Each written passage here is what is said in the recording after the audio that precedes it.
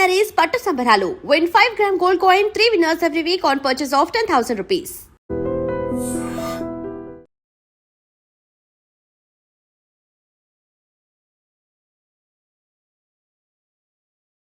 చిన్నతనం నుంచి ఈ క్రమంలో చదువు అంటే ఆ రోజుల్లో దళ కమాండర్లు వాళ్ళు కూడా పెద్ద చదువుకున్నది ఏమీ లేదు. పార్టీ చదువు కూడా సరిపోతుంది, దళ కమాండర్ చేయడానికి పెద్ద చదువు అవసరం లేదనేటువంటి కాన్సెప్ట్లో వాళ్ళు మాట్లాడేవాళ్ళు. అంటే ఆ రోజు ఎక్కువ భూస్వాములు, ఫారెస్ట్ అధికారులు వాళ్ళ మీదనే పోరాటాలు ఉండేవి. కాబట్టి మనం చూస్తే ఒక దళ కమాండర్ పేరు చెప్పేవాళ్ళు. ఆ దళ కమాండర్ వచ్చేసి రేంజర్ని కొట్టిండు, భూస్వాములు కొట్టిండు, అబ్బా మంచి ఇదిరా అదిరా అని అంటే మేము వాటికి ప్రభావం వేసి ఆటోమేటిక్గా 7th వరకే చదివాను. నేను 7th వరకు చదివేసి ఆర్గనైజేషన్కు ఆ రోజే 93లోనే నేను పార్టీ కార్యకలాపాల్లో పాల్గొంటూ ఉండేది. అంటే వాళ్ళ మీద దాడులు చేశారు అన్నది ఒక హీరోయిజంగా చూసి మీరు వెళ్ళారా, లేదంటే నిజంగా మీ గ్రామాల్లో ఉన్న పోరాటం, అక్కడ ఉన్న పరిస్థితుల మీద పోరాటం చేద్దాం వెళ్ళారు? నిజానికి అంటే కొంచెం మనకి జ్ఞానం వచ్చిన తర్వాత అనిపించింది ఏంటంటే అదొక హీరోయిజమే. మీకు మార్క్సిజం, లెనినిజం, మావో ఆలోచన విధానం ఇవన్నీ నాకు తెలిసి కమ్యూనిస్ట్ పార్టీలలో ఉండే 90% క్యాడర్కి ఎవరికి కూడా మార్క్సిజం పూర్తిగా తెలుసు అని నేను అనుకోవట్లేదు, లెనినిజం అంతకంటే తెలుసు అనుకోవట్లేదు, మావో ఆలోచన విధానం కూడా తెలియదు. ఏందనంటే ఇంక అక్కడ అదొక హీరోయిజం అనుకోవాలి.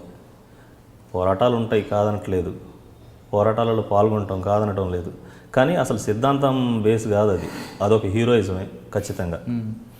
అంటే ఆ హీరోయిజం చూసి మీరు కూడా అటువైపు ఓకే అట్రాక్ట్ వెళ్ళి అక్కడ ఫస్ట్ ఎక్కడ నుంచి స్టార్ట్ చేసుకొచ్చారు మీ కార్యక్రమం?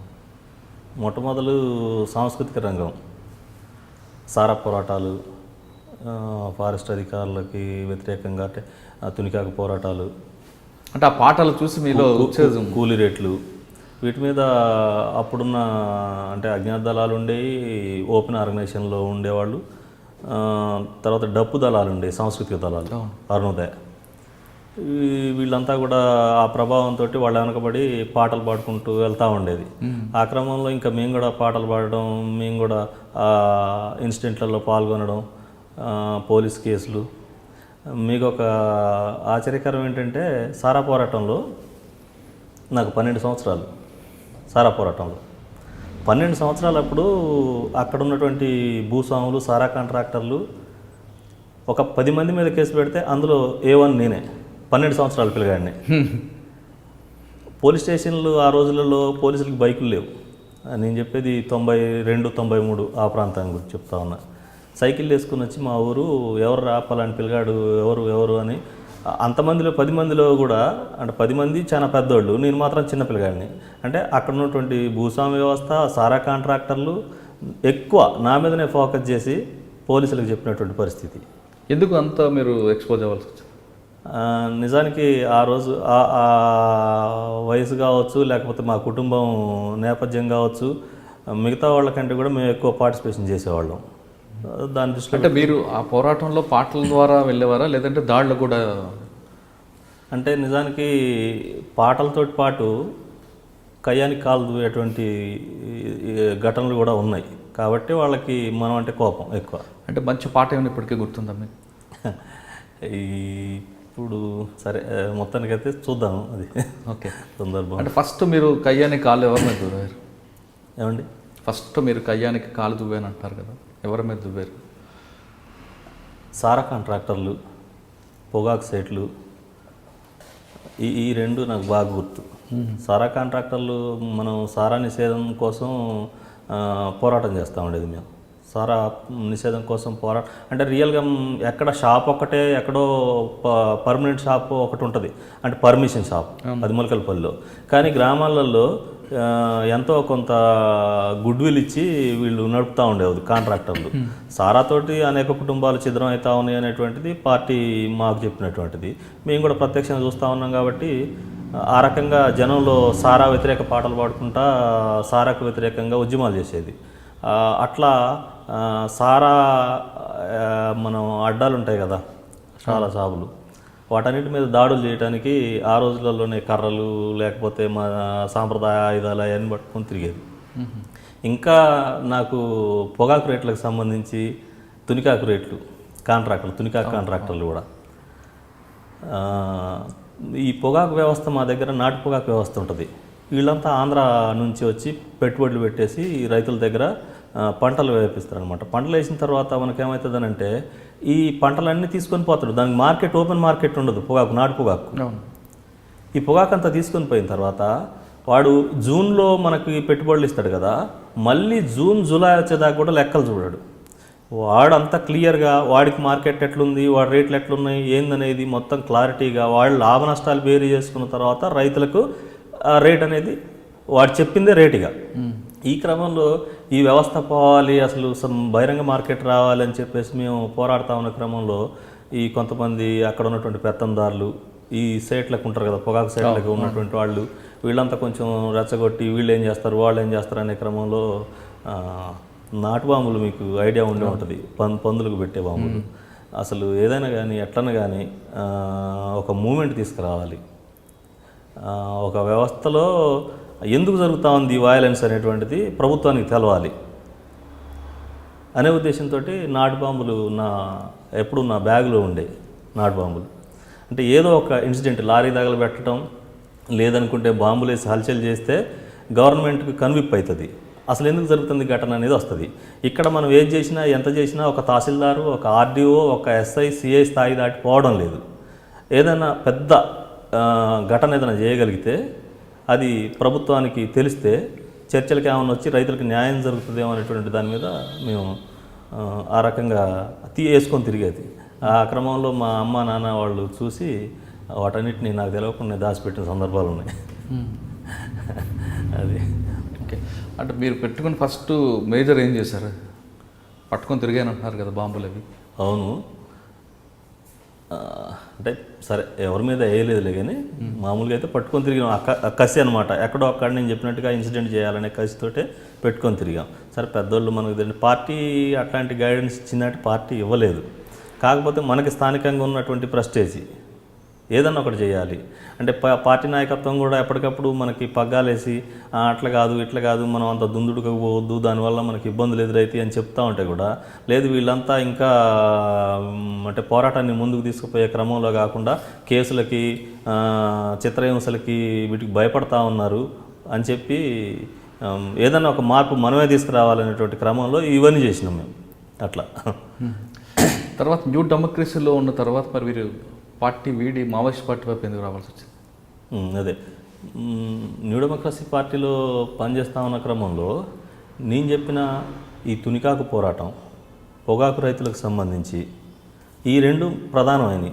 మేము పార్టీని వేయడానికి ఈ రెండే. తునికాకు పోరాటంలో నేను గ్రామ స్థాయిలో ఉండి ఒక డప్పు దళాన్ని తీసుకొని ఒక్క 2 రోజుల వ్యవధిలో 30-40 గ్రామ సభలు పెట్టేసి తునికాకు రేటు పెరిగే వరకు ఎవరు కూడా కోయొద్దని చెప్పేసి జనంలో ప్రచారం చేసి ఆ రకంగా చైతన్యం తీసుకొచ్చేసి జనంలో ఉండి మేము గ్రౌండ్ వర్క్ చేస్తూ ఉన్నాం. ఈ క్రమంలో పై పార్టీ ఏం చేస్తుంది, పోయిన సంవత్సరం కంటే కూడా అంటే గత ఏడాది కంటే కూడా ఈ ఏడాది రేట్లు తగ్గించి కాంట్రాక్టర్లతో ఒప్పందం చేసుకుంటారు. మరి రోజు రోజుకి నిత్యావసర వస్తువులు ధరలు పెరుగుతూ ఉన్నాయి, ప్రజల జీవనం రోజు రోజుకి పతనం అయిపోతూ ఉంది. మరి గత సంవత్సరం కంటే ఈ సంవత్సరం రేట్లు ఎట్ట తక్కువ చేసి నువ్వు అగ్రిమెంట్ చేసుకుంటావు? నువ్వు కాంట్రాక్టర్లతో లాలూచి అయ్యావు కాబట్టే నువ్వు ప్రజలకు అన్యాయం చేసావు. కింది స్థాయిలో ఉన్నది మేము, గ్రూప్ మీటింగులు పెట్టింది మేము.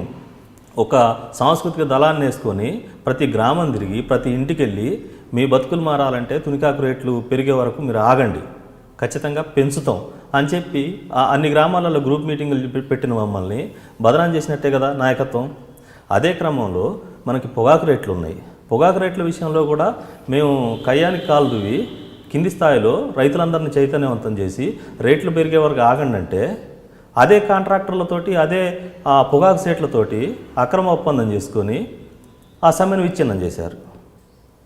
ఎవరు దానికి బాధ్యులు? కింది స్థాయిలో మేమే. ఏం చేసినావు క్రాంతి, నువ్వు పెద్ద ఇంత పొడుగు చెప్పినావు కదా అనేసి రైతులు అడగరా మమ్మల్ని? నేరుగా మిమ్మల్ని అడుగుతారు కదా. అందుకనే మేము దాని మీద విభేదించినాం. న్యూ డెమోక్రసీ పార్టీతో విభేదించిన తర్వాత మహాసభలలో మమ్మల్ని అతివాదులుగా చూశారు వాళ్ళు. లేదు అసలు క్రాంతి చెప్పేది చాలా అతివాదం, ఆయన పుస్తకాలు చూసి బాగా స్టడీ చేసేది. ఆయన పుస్తకాలు చూసి సిద్ధాంతాన్ని మక్కికి అమలు చేయమని కోరుతూ ఉంటాడు. ఆ పద్ధతి పనికిరాదు అని అన్నప్పుడు నీకు సిపిఎంకు నీకు సిపిఐకి ఏం తేడా? నువ్వు విప్లవ పార్టీ అని చెప్పుకునేటప్పుడు వాళ్ళు రివిజనిస్ట్ పార్టీలు అని చెప్పుకునేటప్పుడు ఎక్కడ వ్యత్యాసం ఏం లేదు కదా.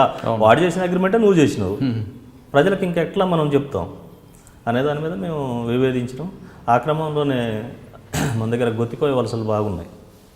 ఆ గొత్తికోయలని ఒకళ్ళని నేను మాట్లాడేసి డైరెక్ట్గా దండకారణ్యానికి లింకు కలుపుకున్నా. అది ఓకే. దండకారణ్యం ఎవరితో లింక్ కలుపుకున్నారో, ఎక్కడ వెళ్ళిన తర్వాత ఎవరైనా కలిసారు? మొట్టమొదలు ఫస్ట్ ఒక లెటర్ పెడతా. నేను అప్పుడు పిఓఎల్ డివిజన్ సెక్రటరీ ఉన్నా. ఇదంతా ఏ సంవత్సరం జరిగింది? 2001-2002. అప్పటితోటి వాళ్ళతోటి మనకు అసంతృప్తి వచ్చింది. అయినా సరే అదే పార్టీలో పనిచేస్తూ ఉన్నాం. ప్రత్యామ్నాయం చూడాలి. అప్పటికి పీపుల్స్ వార్ పార్టీ మన ఉత్తర తెలంగాణలో ఈ ధరలాగితే ఆ ధర ఊగుతూ ఉన్నది. వాళ్ళ త్యాగాలు చెప్పడానికి వీల్లేదు. ఆ పద్మక్క అయితే ఏంది, శ్యాము లేకపోతే మురళి, వీళ్ళు ఏది కొయ్యూరు అనుకుంటారు. విశాఖ కొయ్యూరు కదా సార్, మనకి ఇక్కడే తెలంగాణలోనే ఎక్కడో కరీంనగర్ దగ్గర బెంగళూరులో పట్టుకొని వచ్చి సిసి సెక్రటరీ వాళ్ళు ఉన్నారు కదా, వాళ్ళ ఎన్కౌంటరు వాళ్ళ త్యాగాలు ఒకవైపు మమ్మల్ని ప్రభావితం చేస్తూ ఉన్నాయి. వాళ్ళ త్యాగాలు అసలు మా రక్తాన్ని మసిలిలాగా చేస్తూ ఉన్నాయి. విప్లవ పార్టీ అంటే చదివే బుక్కులు కానీ లేకపోతే అవన్నీ కూడా ఎట్లుంటాయనంటే, ప్రజలకి అసలు న్యాయం చేయాలంటే త్యాగం కావాలి, కంపల్సరీగా త్యాగం కావాలి, ఆదర్శం కావాలి. ఇవాళ మన దగ్గర కమ్యూనిస్ట్ పార్టీలు నేను అంటున్నాను కాదులే కానీ ఎక్కువ పెత్తందారి వ్యవహారం, ఆదర్శాలు మొత్తం పక్కకు పోయినాయి. నెక్స్ట్ త్యాగం అనేది అసలు ఎక్కడ కనిపించట్లేదు చూద్దామన్నా కూడా. మరి ఒక పక్క మాకు అటు పీపుల్స్ వార్ పార్టీ ప్రభావం కనపడతా ఉంది. ఎక్కడ చూసినా దాడులు, ఎక్కడ చూసినటువంటి అంటే ఆ ప్రభావం వేరే ఉంది. ఈ క్రమంలో వీళ్ళతోటి విప్లవం రాదు, ఏదున్నా పీపుల్స్ వార్ తోటే సాధ్యం అనేటువంటి దానికి వచ్చేసి అటు దండకారణ్యంతో లింకు కలుపుకున్నాం. ఫస్ట్ మనకి నేను కుంట ఏరియాకి పోయి ఒక లెటర్ రాసేసి నా లెటర్ ప్యాడ్ మీద సో నేను పలాని పార్టీలో పనిచేస్తూ ఉన్నా, వాళ్ళ పద్ధతులు నాకు నచ్చట్లేదు, నేను ఇట్లా పీపుల్స్ వార్ పార్టీలో పనిచేయడానికి సిద్ధంగా ఉన్నాను, లెటర్ పెట్టి వచ్చిన తర్వాత వాళ్ళు అంటే అంత తొందరగా మావోయిస్ట్ పార్టీ పక్కనున్నా కూడా మనకి ఎవరు అపాయింట్మెంట్ ఎవరు. సరే పోయిన తర్వాత 1 రోజు 2 రోజులు అక్కడే ఉన్నా, ఎవరు మనకి కలిసే పరిస్థితి లేదు. సరే వెళ్ళమను అని చెప్పి లెటర్ ఎక్కడ పెట్టారు మీరు? లెటరు మనకి గ్రామాలలో వాళ్ళ నిర్మాణాలు ఉంటాయి, అంటే కమిటీలు ఉంటాయి. ఆ కమిటీలు రేంజ్ కమిటీ ఉంటుంది. ఆ రేంజ్ కమిటీ పెద్ద మనిషి ఒక ఆయన సోమడా అని ఉండే, సోమడా దగ్గరికి వెళ్ళి సోమడా నేను సో అంటే ఇక్కడ నాతోటి వచ్చిన వాళ్ళు కూడా చెప్పారు, ఇక్కడ వీళ్ళ పోడు భూములకి పోరాటాలకి నాయకత్వం వహించింది మేమే, వాళ్ళ మంచి చెడులలో ప్రతి దాంట్లో కూడా మేమే భాగస్వామ్యం కదా. ఇక్కడికి వచ్చిన తర్వాత వాళ్ళకి ఆల్టర్నేషన్ లేదు కాబట్టి ఆల్టర్నేట్గా మేము న్యూ డెమోక్రసీ ఉండేది ఇక్కడికి వచ్చిన గొత్తికోయలకి. కాబట్టి వాళ్ళ పోడు భూముల పోరాటాలలో మేము ఉండేది, మిగతా పోరాటాలలో మేము ఉండేది కాబట్టి వాళ్ళు ప్రత్యక్షంగా మమ్మల్ని చూసేవాళ్ళు కాబట్టి అక్కడికి వెళ్ళాక కూడా లేదు పలాని పార్టీలోనైతే తను అయితే పనిచేస్తూ ఉన్నాడు, కలుస్తానని వచ్చిండు. సరే మిగతా అంటే మావోయిస్ట్ పార్టీ కూడా అడ్డగోలుగా ఎవరిని పడితే వాళ్ళని పట్టుకొస్తే వాళ్ళని గట్టిగానే మందలిస్తుంది. ఈ క్రమంలో వాళ్ళు చెప్పారు నేనైతే పనిచేసేది అక్కడ, కలుస్తానంటాడు, మాట్లాడుతానంటాడు, కాబట్టి తీసుకొని వచ్చినాం అని అన్న తర్వాత సరే లెటర్ అయితే ఇచ్చొచ్చాం ఫస్ట్ సారి. మళ్ళీ 15 రోజుల తర్వాత రమ్మని అన్నారు. మళ్ళీ 15 రోజుల తర్వాత పోతే అప్పటికి కూడా వాళ్ళు చూద్దాం, గమనిద్దాం, మీరైతే ప్రజెంట్ అక్కడే ఉండండి, చేయండి అనే క్రమంలో ఈ విషయాన్ని అక్కడ మిరపకాయ కూలీల కోసం వచ్చినటువంటి కొంతమంది ఆ భద్రాచలం ఏరియాలో పనిచేసే న్యూ డెమోక్రసీ సానుభూతి పరులు అక్కడ మనల్ని చూస్తారు. ఎక్కడ దండకారణ్యంలో కూలీల కోసం వచ్చిన వాళ్ళు చూసేసి ఆ విషయాన్ని అంటే నేనేం చెప్తున్నానంటే నేను సాంస్కృతిక రంగంలో పనిచేస్తా ఉన్నా, సాంస్కృతిక రంగంలో పనిచేసే క్రమంలో నేను ఇక్కడ ఉన్నటువంటి లిరిక్స్ తీసుకోవడానికి వచ్చా, దండకారణ్యం లిరిక్స్ వాళ్ళ సంస్కృతి సాంప్రదాయాలు ఎట్లున్నాయో దాని మీద స్టడీ చేయడానికి వచ్చా అని చెప్పేసి నేను వీళ్ళకి చెప్తా. అందులో కొంతమంది ఊరోళ్ళు ఏం చేస్తారనంటే లేదు పలాని రామన్నని కలవడానికి వచ్చిండు ఆయన అని చెప్పేసి వీళ్ళు లీక్ చేస్తారు విషయాన్ని. ఆ విషయం అక్కడ పార్టీకి తెలుస్తుంది, న్యూ డెమోక్రసీ పార్టీకి. అప్పుడు ఉన్నటువంటి లీడర్లంతా కూడా నన్ను కలిసి మాట్లాడి అట్లా ఆ పద్ధతి కరెక్ట్ కాదు, అటు వెళ్ళడం కరెక్ట్ కాదు అని చెప్పి మార్చడం కోసం వస్తున్నారనేది నాకు తెలిసింది.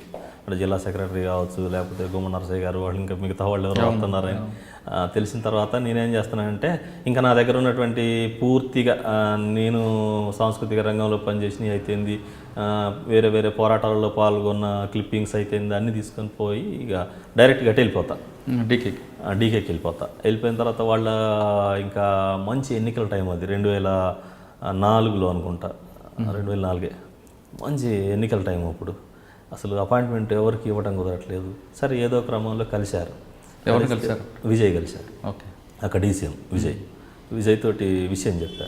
విజయ్ ప్రజెంట్ అయితే నాకు అక్కడికి పోతే ఉండే పరిస్థితి లేదు, విషయం అయితే లీక్ అయింది, నేను పీపుల్స్ వారిని కలుస్తాననేది, ఇక్కడ మీతో టచ్లో ఉంటున్నటువంటి విషయం అక్కడ పార్టీకి లీక్ అయింది.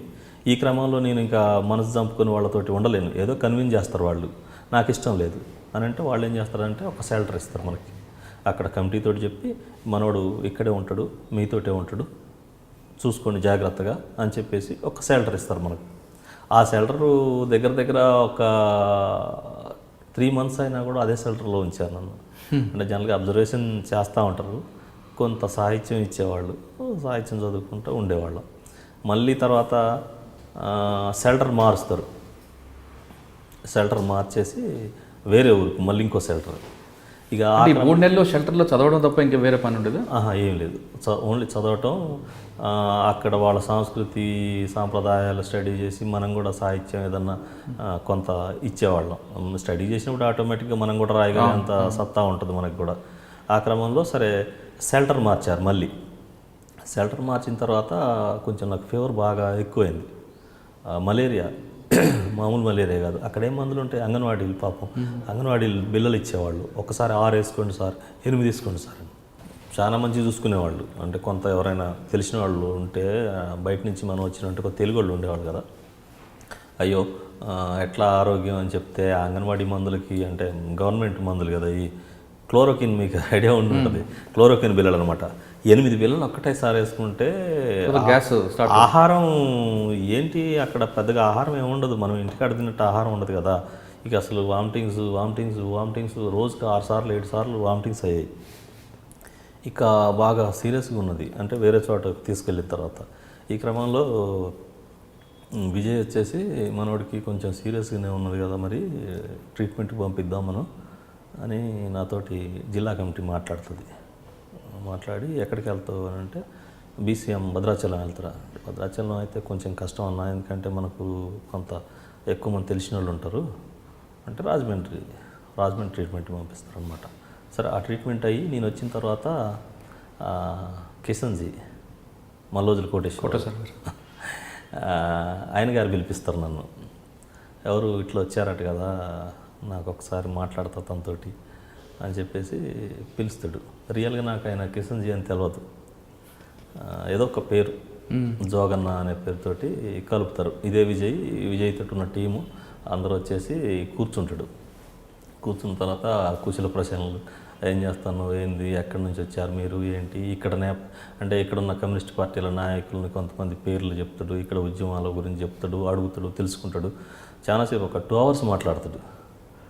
2 hours మాట్లాడిన తర్వాత తను ఏమంటాడంటే, కామ్రేడ్ అంటే వేరే విధంగా అనుకోవద్దు మీరు, న్యూ డెమోక్రసీ, జనశక్తి ఈ పార్టీల నుంచి వచ్చిన వాళ్ళు ఎవరు కూడా దండకారణ్యంలో పనిచేయలేరు, ఇక్కడ మావోయిస్ట్ అంటే పీపుల్స్ వార్ పార్టీ అనేది చాలా హార్డ్ ఉంటుంది, ఇక్కడ మీరు పనిచేయలేరేమో అనుకుంటా ఉన్నా అని అంటాడు. అంటే లేదన్నా నేను ఖచ్చితంగా పనిచేయాలని, మీ త్యాగాలు తర్వాత మీ వర్క్ ఇవన్నీ చూసిన తర్వాత నేను అట్రాక్ట్ అయ్యి వచ్చా అని అంటే, సరే విప్లవం ఏమన్నా నా జేబు సొమ్మ, అది చెయ్యి చూద్దాం, మంచిదే కదా, చెయ్యి అని అన్నాడు అనమాట. అప్పటికి మనకి ఎంసీసీఐ అను పీపుల్స్ వార్ పార్టీ 2 విలీనం అయినాయి అనేటువంటిది ఆయన ద్వారానే తెలుసుకున్నాను నేను. కానీ చర్చలు జరగలేదు కదండి? లేదు, చర్చలు అయిపోయి మొత్తం డాక్యుమెంటేషన్ పూర్తి అయిపోయింది, అఫీషియల్గా ప్రకటించడం ఒకటే ఉంది క్రాంతి. ఆ స్థాయిలో మొత్తం చర్చలు మొత్తం అయిపోయినాయి. అఫీషియల్గా మీకు మావోయిస్ట్ పార్టీగా రేపు అవతరించబోతా ఉంది, నేను జాతీయ అంతర్జాతీయ పరిస్థితుల మీద తనతో మాట్లాడా, చర్చించా. ఇలా భారతదేశం ఒక భిన్న జాతులు ఉన్నాయి, జాతి పోరాటాలు ఉన్నాయి. ఈశాన్య రాష్ట్రంతో చూసినా, కాశ్మీర్తో చూసినా చాలా జాతి పోరాటాలు ఉన్నాయి. అక్కడ సాయుధ పోరాటాలు నడుస్తూ ఉన్నాయి. ఒక పక్క మిజోరాం, నాగాల్యాండ్, అస్సాం ఇవన్నీ కూడా ఉన్నాయి. ఒక పక్క మనం దండకారణ్యం, ఛత్తీస్గఢ్, మన ఒరిస్సా, జార్ఖండ్, బెంగాల్ ఇవన్నీ ఉన్నాయి. ఆయన బెంగాల్ ఇన్ఛార్జ్ ఉన్నాడు అప్పుడు కిషన్జీ. ఇన్ని రకాల ఉద్యమాలు ఒక పక్కన, నిజంగా ఒక మావోయిస్ట్ పార్టీ బంద్కు పిలిపిస్తే గవర్నమెంట్ అతలాకుతలం అవుతా ఉంది. మరి మనం ఎందుకు చర్చలు జరపలేకపోతా ఉన్నాం? ఈశాన్య రాష్ట్రాల్లో ఉన్నటువంటి జాతి పోరాటాలతో ఎందుకు చర్చలు జరిపి ఒక అండర్స్టాండింగ్ రాలేకపోతా ఉన్నాం? నిజంగా మనం ఆ జాతి పోరాటాలు ఒక వేదికని పంచుకోగలిగితే భారతదేశాన్ని తొందరగా మార్పు చేయొచ్చు, చాలా మందిని ప్రభావితం చేయొచ్చు.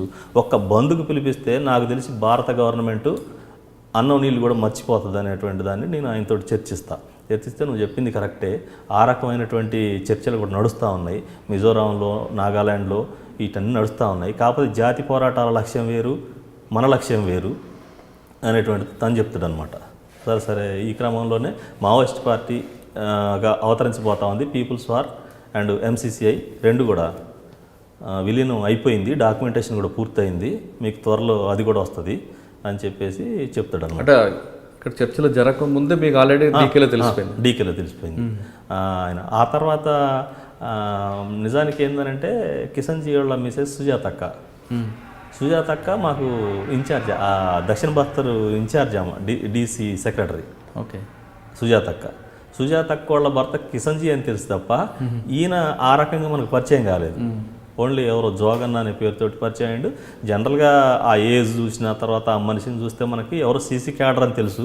కాకపోతే మావోయిస్ట్ పార్టీలో ఏముంటుందనంటే క్యాడర్ చెప్పరు, వాళ్ళకి క్యాడర్ ఎక్కడా చెప్పరు.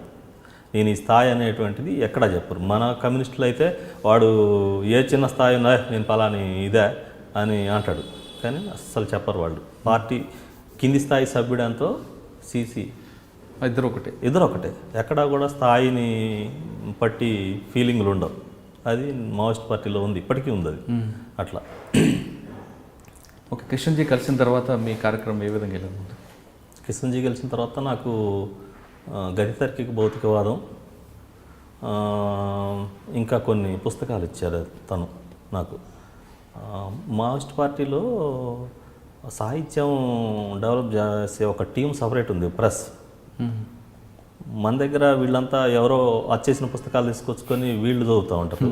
మావోయిస్ట్ పార్టీలో సొంతంగా నోట్స్ తయారు చేసేసి, అంటే పుస్తకాలు చదువుతారు, చదివి ఆ చదివిన పుస్తకాలని అంటే ఇంగ్లీష్ నుంచి తర్జుమా చేసేవాళ్ళు ఉన్నారు, హిందీ నుంచి తర్జుమా చేసేవాళ్ళు ఉన్నారు, బెంగాల్ నుంచి తర్జుమా, అసలు పెద్ద టీం అనమాట మావోయిస్ట్ పార్టీలో.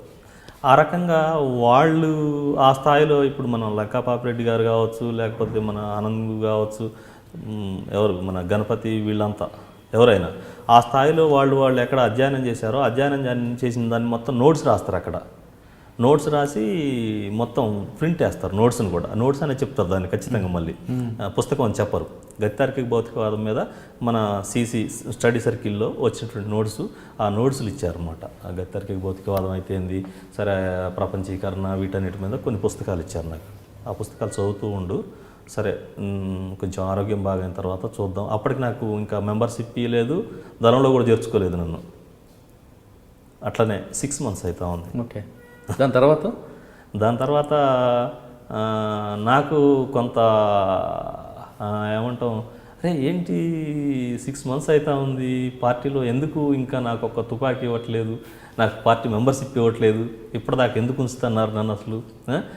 ఒక్కరోజు 2 రోజులు అబ్జర్వేషన్ అంటే ఓకే, సరే నెల, 2 నెలలు, 3 నెలలు, 6 నెలలు అవుతా ఉంది. 6 నెలలకు కూడా ఇంకా నాకు ఏంటి అని అంటే, మావోయిస్ట్ పార్టీలో అంటే జనరల్గా కమ్యూనిస్ట్ పార్టీలు అయినా కూడా కింది స్థాయి నుంచి పై స్థాయి దాకా ఒక చర్చ జరగాల్సింది.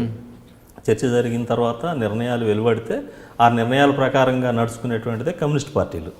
కాబట్టి మీకు సంబంధించిన ఫైల్ సీసీ దగ్గర ఉంది, మీరు తెలంగాణ నుంచి వచ్చారు కదా, కాబట్టి సీసీ దగ్గర ఉంది. సీసీ నుంచి మనకి ఏదైనా సమాచారం వస్తే అప్పుడు మిమ్మల్ని దళంలో చేర్చుకుంటాం అనేటువంటిది ఇది ఉంది.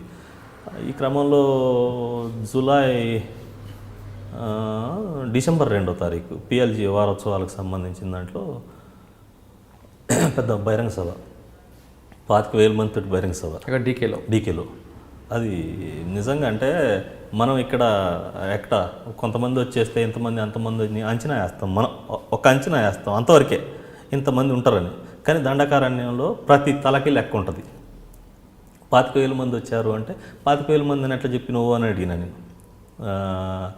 అప్పుడు జిల్లా సెక్రటరీ సుజాత అక్క ఉండే కదా, ఎట్లా చెప్తారక్క మీరు 25,000 మంది అని అంటే, అట్లా కాదు క్రాంతి, ఆ ఊర్ల నుంచి వచ్చినటువంటి రేంజ్ కమిటీలు అంటే వాళ్ళకి బాధ్యత వహించే వాళ్ళు అందరూ కూడా వాళ్ళ జనాలు వీళ్ళు ఎక్కడుంటే ఒక్కొక్క పుల్ల ఇస్తారనమాట. వాళ్ళకి వచ్చినోడల్లా ఒక పుల్ల ఇచ్చేస్తాడు. ఆ పుల్లలన్నీ కౌంట్ చేస్తే 25,000 వస్తాయి. అంటే కరెక్ట్ లెక్క ఉంటుంది, బరాబరి లెక్క ఉంటుంది అక్కడ. కాబట్టి మన దగ్గర లాగా కాకి లెక్కలేసేటువంటి పరిస్థితి ఉండదు. 25,000 అంటే 25,000. అడివంతా పెద్ద జనసందోహం అనమాట. తర్వాత బెంగాల్ నుంచి, హర్యానా నుంచి స్టడీ చేసే పిల్లలు వాళ్ళు కూడా వచ్చారు. అంటే దండకారణ్యంలో ఏం జరుగుతూ ఉంది అసలు, అంటే విప్లవం ఇవాళ మొత్తం నీరు గారిపోతూ ఉంది, అసలు విప్లవ పార్టీలకి ఎక్కడా కూడా స్థానం లేదు అనేది బయట జరుగుతూ ఉన్న ప్రచారం, అసలు ఏం జరుగుతూ ఉంది దండకారణ్యంలో అని స్టడీ చేయడానికి కొంతమంది ఉన్నత విద్యని అభ్యసించే వాళ్ళే వచ్చారు యూనివర్సిటీల నుంచి. వాళ్ళు కూడా చూసి చాలా హ్యాపీగా ఫీల్ అయ్యారు వాళ్ళంతా కూడా. నేను కూడా అంత పెద్ద మీటింగు దండకారణ్యంలో జరుగుతుందని నేను అనుకోలేదు. 25,000 మందితో బహిరంగ సభ అంటే ఒక పక్క చుట్టూ కూడా శత్రువులు, అంటే పోలీసు వ్యవస్థ నిఘా ఉంటుంది. ఆ నిఘాని కళ్ళు కప్పి 25,000 మంది ఒక దగ్గరకు వచ్చి పెద్ద బహిరంగ సభ జరపడం మాటలు కాదు కదా. అది ఆశ్చర్యం అది నిజానికి. ఓకే, ఆ మీటింగ్ తర్వాత మీకు మెంబర్షిప్ ఇచ్చారా? అదే మీటింగులో మనకు ఏమవుతుందనంటే, అప్పుడు డీసీఎంగా ఉండే గణేష్ ఉన్నాడు కదా, ఇంటి పేరు ఏంది, మన ఇప్పుడు దండకారణ్యంలో ఉంటా ఉన్నాడు, వాళ్ళు ముగ్గురు బ్రదర్స్, గాజర్ల రవి, గాజర్ల అశోక్, వాళ్ళు ముగ్గురు బ్రదర్స్లో ఒక ఆయన ఆజాద్ చనిపోయాడు. అయితే గణేష్ వాళ్ళ బ్రదర్ ఉండే ఐతు అశోక్, అదే కదా గాజర్ల అశోక్ ఆయన అక్కడ డీసీఎం. ఆయన నాకు కలుస్తూ ఉండేవాడు షెల్టర్లో ఉన్నప్పుడు కూడా. ఏకే వేసుకొని వచ్చేసి మంచిగా మనిషి ఇట్లా పుల్లకలాగా ఉండేవాడు, మీసాలు మాత్రం గంభీరంగా ఉండేవి. అదొక ఇన్స్పిరేషన్ కదా మనకి. ఒక మనిషి ఏకే వేసుకొని వచ్చి ఆయన ఇంకొక 2 గన్మెన్లు వచ్చేసి కలిసి కొంచెం మనల్ని తట్టి, పర్లేదు కామ్రేడ్, నో ప్రాబ్లం, నీకేం బాధ లేదు, పార్టీలో చేర్చుకుంటారు, కాకపోతే మన ఫైల్ కొంచెం సీసీ దగ్గర ఉంది, వచ్చే వరకు లేట్ అవుతుంది, నువ్వేమి నారాజు కాకు, నీ పని నువ్వు స్టడీ చేస్తూ ఉండు, నీకేదైనా ఇబ్బంది ఉంటే కూడా చెప్తా ఉండు అని చెప్పేసి ఇక్కడ స్టడీ చేయి, ప్రజల్ని కూడా స్టడీ చేయి, మనకేమన్నా ఇబ్బందులు ఇంకేమన్నా పార్టీ పరంగా ఏమన్నా అవకతవకలు ఏమైనా జరిగినా కమిటీలు, కింది స్థాయి కమిటీలలో ఎక్కడన్నా మార్పులు చేర్పులు ఉంటే కూడా దృష్టికి తీసుకురమ్మని చెప్తారనమాట. ఈ క్రమంలో ఆయన ఆ మీటింగ్కి వచ్చాడు. మీటింగ్కి వచ్చి నేను తోటి గొడవ పడతా, అమ్మా ఏంది ఇది నాకు అర్థం కాదు, 6 months నన్ను ఇట్లా వెయిట్ చేపిస్తూ ఉన్నారు, నేనేమో చాలా ఉడుకు రక్తంతో, నాకు అప్పుడు అన్నీ 25 సంవత్సరాల కంటే ఇంకా తక్కువ, 22-25 సంవత్సరాల లోపు ఉంటాను నేను, మంచి వయసులో ఉన్నా, విప్లవం చేయాలి, తుపాకు పట్టాలి, అసలు ఇంకా ఈ రాజ్యం మొత్తం మార్పు చేయాలి అనే అంత ఉత్సాహంతో ఉన్నటువంటి వాడిని నేను. మీరు 6 months నన్ను ఒకటే దగ్గర పెట్టారు, కొంచెం ఎమోషన్కి గురవుతా అనమాట.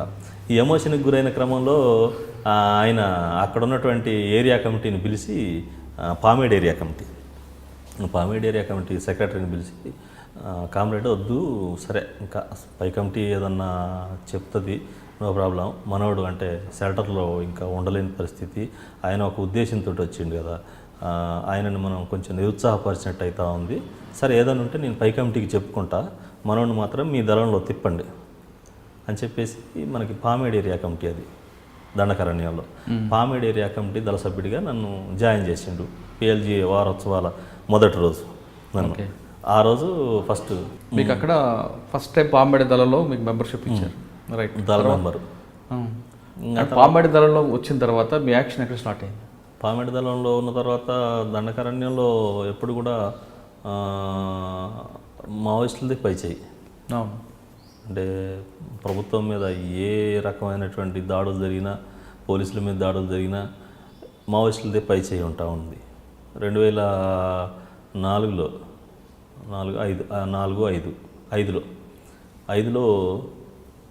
మేము పామిడి దళంతో ఉన్నప్పుడు అంబుష్ ఏప్రిల్ అంబుష్ ఏర్పాటు చేస్తుంది అనమాట పార్టీ. మనకి అంబుష్ తోటి అంటే మనం కొత్త కదా, మనకి అప్పటికి ట్రైనింగ్ వీనింగ్కి ఇవ్వలేదు మనకి. వీళ్ళు అంబుష్కి పోయి వస్తూ ఉండేవాళ్ళు. ఆవుపల్లి బాసుగూడెం రోడ్డును టార్గెట్ చేసేసి అక్కడ పోలీస్ స్టేషన్ ఉంటుంది, ఇక్కడ పోలీస్ స్టేషన్ ఉంటుంది. ఆవుపల్లిలో పోలీస్ స్టేషను, పామిడిలో పోలీస్ స్టేషన్ ఉంటుంది. ఆ క్రమంలో వాళ్ళంతా అంబుష్కి పోయి వస్తూ ఉండేవాళ్ళు. అంబుష్కి పోయి వచ్చే క్రమంలో అంబుష్ బాంబ్ బ్లాస్ట్ చేసేసి 2 పోలీసులు గాయాలైతే ఆ నైట్. అయిన తర్వాత మావోయిస్ట్ పార్టీలో ఎట్లుంటుందనంటే ఏ స్థాయిలో ఏ విషయం తెలవాలనో ఆ స్థాయి వాడికి అదే తెలుస్తుంది, అంతే తప్ప ఆ స్థాయిని మించి విషయాలు ఎవరికి కూడా చెప్పరు అనమాట. నైట్ ఫైరింగ్ అవుతుంది. నైట్ ఫైరింగ్ అయిన తర్వాత రోల్ కాల్, ఉదయం రోల్ కాల్ వచ్చేసి కామ్రేడ్ మనం వేరే చోటుకి వెళ్ళాలి, మనం పలానా దగ్గరికి వెళ్తా ఉన్నాం అని చెప్పేసి ఉదయం 5 గంటలకే లేపేసి మేము రోడ్ క్రాస్ చేస్తూ ఉంటాం. రోడ్ క్రాస్ చేసే క్రమంలో ఎవరో ఒక వెహికల్ ఉంటుంది, డీసీఎం లాంటిది. అతను చూస్తాడు, చూస్తే మా వాళ్ళు పోయి మాట్లాడతారు. మాట్లాడి ఏంది ఎక్కడన్నా చెప్తావా అనంటే లేదన్నా నేను చెప్పను ఇట్లా అట్లా అని అంటే సరే మేము వెళ్ళేసి 6-7.5 రోడ్డుకి జస్ట్ 1 కిలోమీటర్ దూరంలో, దండకారణ్యంలో పోలీస్ స్టేషన్కి కిలోమీటర్ దూరంలోనే దళం వచ్చి ఉంటుంది. ఏముండదు అక్కడ, భయం ఉండదు వాళ్ళకి వీళ్ళకి. అయితే మేము సెంటర్ తీసుకునే క్రమంలో అంతకుముందు రాత్రి ఫైరింగ్ అయింది కదా. ఫైరింగ్ అయిన తర్వాత మేమున్న టిఫిన్ చేస్తా ఉన్నాం. టిఫిన్ అయిపోయింది 9 o'clock టిఫిన్ అయింది. నీళ్ళు మరుగుతూ ఉన్నాయి. మామూలుగా నీళ్ళు ఎక్కడ నీళ్ళు పడితే అక్కడ నీళ్ళు అట్లా తాగేయరనమాట మావోయిస్ట్ పార్టీ దళాలు. ఖచ్చితంగా ఏ నీళ్ళనైనా మరగబెట్టుకొని చల్లార్చి తాగేటువంటి పద్ధతి మావోయిస్ట్ పార్టీది. నీళ్ళు మరుగుతూ ఉన్నాయి. ఏప్రిల్ 21వ తారీఖు అది. ఏప్రిల్ 21వ తారీఖులో మేము అక్కడ ఉన్న సంగతి మాకే తెలుసు. ఊర్లో వాళ్ళకి కూడా కొంతమంది మాకు ఏదైనా సరఫరా చేయాలి కదా, వాళ్ళు వచ్చేస్తారు. వచ్చేసిన తర్వాత మేము వెపన్స్ క్లీన్ చేస్తూ ఉంటాయి. 2 బ్యాచీలు, ఒక బ్యాచ్ అటు క్లీన్ చేస్తూ ఉంటుంది, ఇంకొక బ్యాచ్ అటు క్లీన్ చేస్తూ ఉంటుంది. నేను ఏరియా కార్యదర్శి మదను, మిగతా వాళ్ళందరం ఒక దగ్గర బుక్ స్టడీ చేస్తూ ఉంటాం, ఏదో చర్చిస్తూ ఉంటాం.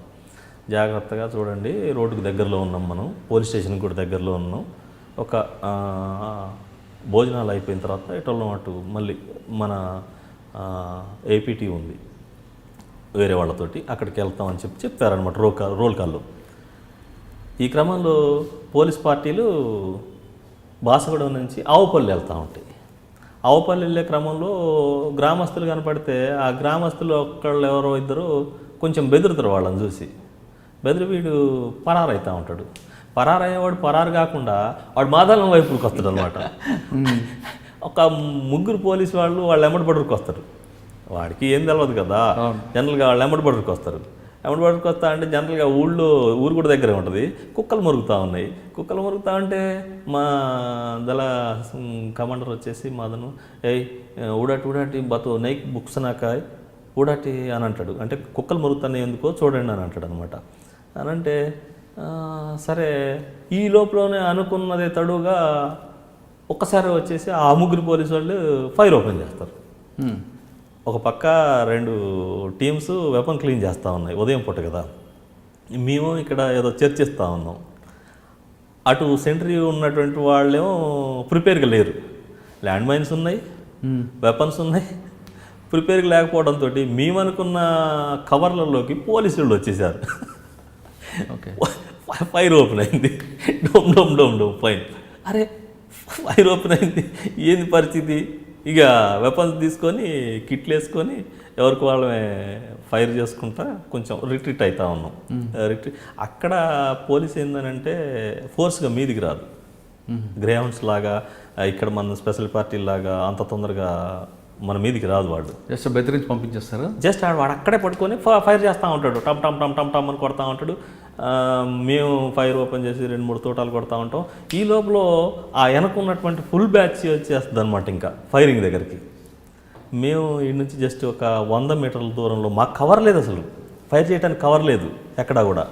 అసలు ఏం చేయాలి? అసలు ఒక పక్క లేడీస్ ఉన్నారు, కొంతమంది అంటే అనారోగ్యంతో ఉన్న వాళ్ళు ఉన్నారు. ఫైర్ అవుతూ ఉంది. సరే మా కమాండర్ అంతా కలిసి ఒక దుగం లాగా వస్తుంది అనమాట, చెరువు కట్టలాగా. జస్ట్ 1 మీటర్ ఉంటుంది అది. ఆ మీటర్ దూరం వచ్చిన తర్వాత మాకు కవర్ వస్తుంది. ఇక అక్కడ ఉండి మేము ఫైర్ చేయ, వాళ్ళు ఫైర్ చేయ, మేము ఫైర్ చేయ, వాళ్ళు ఫైర్ చేయ, ఒక పావు గంట ఫైర్ చేస్తూ ఉంటాం.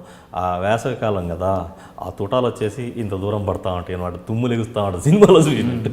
మనం కొట్టినవి కూడా అక్కడ వాళ్ళు పండుకున్న వాళ్ళు లెగర్ వాళ్ళు, ఈ పోలీస్ అక్కడే ఉంటుంది. ఫుల్ ఫైరింగ్ అనమాట, ఫుల్ ఫైరింగ్. తోటాలు వచ్చేసి అక్కడ పడి దుమ్ములు ఎప్పుతూ ఉంటాయి తోటాలన్నీ కూడా. సరే మా సెక్రటరీ ఏం చేస్తాడంటే, ఇంకా వద్దులే మనం వెళ్ళిపోదాం, వాళ్ళే ఫైర్ చేసుకుంటారు వద్దు అని చెప్పేసి రిట్రీట్ అవుతాము. ఈ రిట్రీట్ అయ్యి వెళ్ళిపోయిన క్రమంలో మళ్ళీ మాకు కొంత దూరంలో special zonal committee Dandakaranya Ramanna, CC ఏమ సుజాతక్క, ఇంకొక కామ్రేడ్స్ కొంతమంది, అంటే మంచి ఈ యుద్ధంలో మంచి నేర్పరులు అనేటువంటి వాళ్ళంతా కూడా మా ఫైరింగ్ అక్కడ వాకీ టాకీల్లో వచ్చే మొత్తం వింటూ ఉంటారు అన్నమాట వాళ్ళు. అక్కడ ఫైరింగ్ జరిగినట్టుంది ఈ మొత్తానికైతే ఆ బాస్గూడెం దగ్గర, అదంతా కూడా వింటూ ఉన్నారు వాళ్ళు. దాంట్లో పోలీస్ ఏం చెప్తా ఉంది, అబ్బో మంచి 18 నుంచి 20 సంవత్సరాల వయసు ఉన్నటువంటి 25 మంది 30 మంది దాకా ఉన్నారు, వాళ్ళంతా కూడా ఫైర్ చేస్తూ ఉన్నారని చెప్పి వాళ్ళు పైకి చెప్తా ఉన్నారు. పోలీస్ ఫోర్స్ కావాలి ఇంకా మాకు, మంచి ఉన్నారు చాలామంది, 2-3 పడిపోయారు, రక్తాలు గారుతూ ఉన్నాయని చెప్పేసి వీళ్ళు పైకి చెప్తూ ఉంటారు. మా వాళ్ళు ఇక్కడ ఉండి అరే నిజమైన ఏంది ఇది అని అనుకుంటా ఉంటారు. సరే జనరల్గా అక్కడికి పోవడం కొంతమంది చేరుకుంటాం, కొంతమంది చేరుకోం అనమాట. ప్లేస్కి చేరుకుపోయేసరికి అనుమానాలు, 1-2 గంటల సేపు కూడా వాళ్ళు ఫైర్ చేస్తూనే ఉంటారు అక్కడ. అసలు ఏం జరుగుతుంది, మనం కొంతమంది వచ్చినాం కొంతమంది రాలేదు, అక్కడ చిక్కుబడిపోయారా ఏంటి అనేది ఒక చర్చ నడిచింది. చూస్తే తర్వాత 2 అవర్స్ తర్వాత అందరూ చేరుకున్నారు. ఒక వెపన్ మాత్రం అక్కడ పోయింది. మదన్ గార్డు ఉండే, ఆ పిల్లగాడు ఏం చేస్తాడనంటే తుపాకీ అక్కడ పెట్టేసి బాత్రూమ్కి అని వెళ్తాడు, కిట్ బ్యాగ్ తుపాకీ. దారుణం ఏంటంటే మళ్ళీ మేము మనుషులను పంపిస్తే మా తుపాకీ మాకే, మా కిట్ బ్యాగ్ మాకే దొరికింది.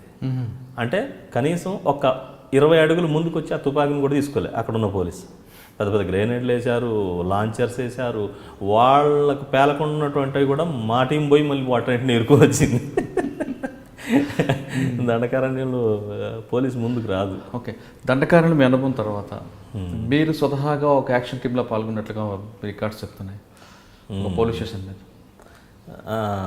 ఈ క్రమంలోనే మనం కుకునూరు పోలీస్ స్టేషను జనరల్గా రెక్కి నడిచిన తర్వాత సరే మావోయిస్ట్ పార్టీ ఎప్పుడైనా కూడా వెపన్స్ కొనుగోలు చేసేటువంటి సాంప్రదాయం లేదు. ఎప్పుడు కూడా తుపాకులు ప్రభుత్వం మీద దాడులు చేసి, పోలీసుల మీద దాడులు చేసి తీసుకొచ్చినటువంటి వెపన్స్ కోసమే కుకునూరు పోలీస్ స్టేషను. అంటే ఫస్ట్ ఒక చర్చ నడుస్తుంది, ఏ పోలీస్ స్టేషన్ అయితే మనకు అంటే తొందరగా పాసిబిలిటీ. అశ్వరావుపేట అనుకుంటాం, సర్కిల్ అశ్వరావుపేట అయితే సర్కిల్లోనే అయితే బాగుంటుంది. ఒకవేళ దాడి చేస్తే మనం రిట్రీట్ కావడానికి ఎంత టైం పడుతుంది, చాలా టైం పట్టేలాగా ఉంది. దానికంటే కూడా కుకునూరు పోలీస్ స్టేషన్ అయితే మనకి గోదావరి దాటి జస్ట్ ఒక ½ అన్ అవర్లో వెళ్ళేసి రైడ్ చేసేసి వచ్చి రిట్రీట్ అయితే కూడా మనకి సేఫ్ జోన్లోకి వస్తాం అనేటువంటిది అనుకుంటాం. దానికి ఒక 1 మంత్ ముందే రెక్కీ కోసం అని చెప్పేసి ఒక జంటను పంపిస్తాం అక్కడికి. వాళ్ళంతా అబ్జర్వేషన్ చేసి రిపోర్ట్ ఇస్తే దాన్ని అంటే రెక్కీ అంటే పోలీస్ స్టేషన్కి సంబంధించినటువంటి సెంట్రీ పోస్టులు యాడ్ ఉంటాయి, దానికి ఫెన్సింగ్ ఎక్కడుంది, పిట్టగోడలు ఎక్కడున్నాయి, సెంట్రీ పోస్టులు కాకుండా బంకర్స్ ఇంకెక్కడెక్కడ ఉన్నాయి, ఒకవేళ పోలీస్ స్టేషన్లో ఉన్నటువంటి మెన్ ఎంత, వెపన్ పవర్ ఏంటి, వీటన్నిటిని స్టడీ చేయాలి. ఫస్ట్ స్టడీ చేసిన తర్వాతనే యుద్ధానికి దిగాలి. ఈ క్రమంలో మనకి సెంట్రీ పోస్టులు ఒకటి కింద ఒకటి పైన ఉన్నట్టు సమాచారం. తర్వాత మనకి పిట్టగోడ అంటాం కదా, కాంపౌండ్ వాల్ కంటే కూడా ముళ్ళ కంచి ఉంటుంది. అవును, ముళ్ళ కంచి తర్వాత మళ్ళీ ఒక పిట్టగోడ ఉంటుంది, దానికి అటు బంకర్ ఉంటుంది, పైన ఒకడు ఉంటాడు. సరే వీటన్నిటిని స్టడీ చేసిన తర్వాత 1-2 సార్లు రిహార్సల్ కూడా చేసి సాధ్యాలు ఎవరు ముందు పోవాలి అంటే అడ్వాన్స్ టీం ఉంటుంది, ఇందులో అడ్వాన్స్ టీం ఉంటుంది, మళ్ళా వెనక టీం ఉంటుంది, అసాల్ట్ టీం 2 ఉంటాయి. సరే దాన్ని చేసిన తర్వాత ఆ క్రమంలోనే వెళ్ళాం. గోదావరి దాటి వెళ్ళిన తర్వాత సరే బ్లాస్ట్ చేస్తాం, అంతా అవుతుంది, వెపన్స్ ఏం దొరకవు, ఎటు వెళ్ళిపోతారు. అది ఆ కేసు కూడా ఉందిలేండి నా మీద కేసు అయిపోయింది. అంటే పోలీస్ స్టేషన్ మీద దాడి కేవలం వాయిదాల కోసం మీరు చెప్తున్నారు, కానీ ఆ క్రమంలో కొంతమంది పోలీసులు కూడా చనిపోవడం జరుగుతుంటుంది. అంటే మీకు పార్టీ ఆదేశాలు ఆయుధాల వరకు ఉంటుందా, లేదా మనుషులను చంపిదమ్మని మీకు ఆదేశిస్తుందా?